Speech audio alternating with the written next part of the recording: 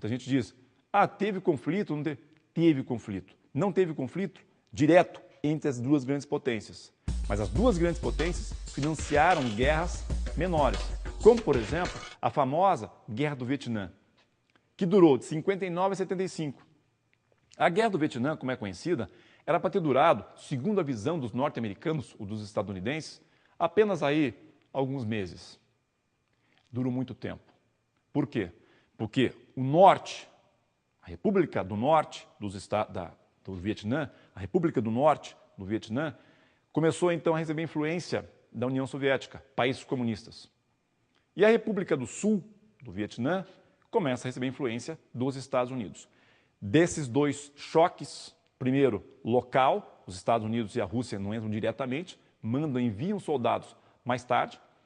Desse choque vem a Guerra do Vietnã, que dá ao mundo uma outra visão de guerra. Não se lança ali bombas atômicas, mas se lança o napalm. Professor, o que é napalm? É uma espécie de uma gasolina sólida lançada sobre uma área imensa de, por exemplo, árvores. Destrói por completo. Os Estados Unidos investiram nessa guerra, mas perderam. Perderam por quê? Mal sabiam eles que essa região é uma região que tem grande quantidade de chuvas anuais. São as chamadas monções.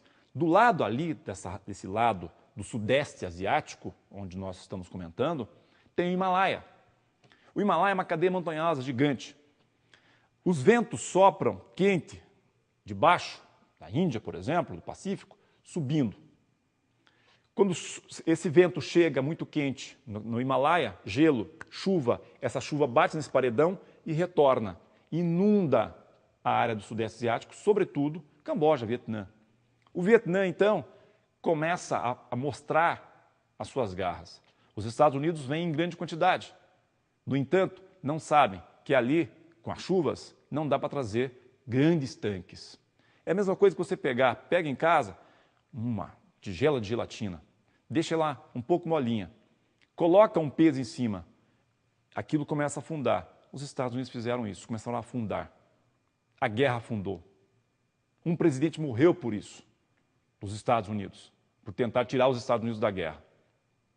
O Himalaia é o grande vencedor, claro, mas o grande vencedor da Guerra do Vietnã, na verdade, foram os russos, que expulsaram os Estados Unidos do Vietnã.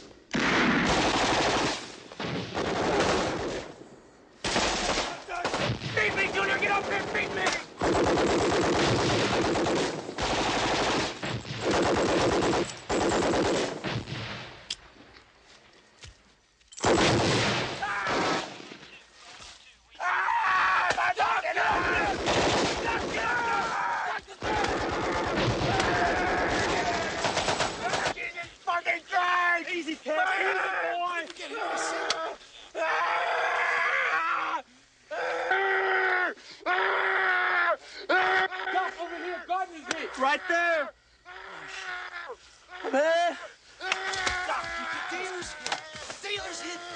viu aí um pequeno fragmento do filme Platoon, dirigido por Oliver Stone, que esteve na guerra e trouxe então as imagens da guerra para o mundo. Em 1976, enfim, é reunificado toda essa área que nós conhecemos aí do Vietnã. Ou seja, o Vietnã é reunificado. Sob quem comanda, professor? Os russos, os comunistas. E o Vietnã se torna comunista.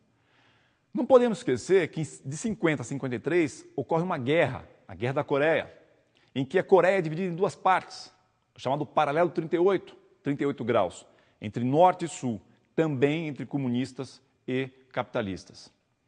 A grande questão foi em 59, quando aqui na América, América Central mais precisamente, um país chamado Cuba faz uma revolução, tirando o poderio dos Estados Unidos de Cuba, expulsando os norte-americanos ou estadunidenses, expulsando e impondo ali um novo pensamento, vamos dizer assim.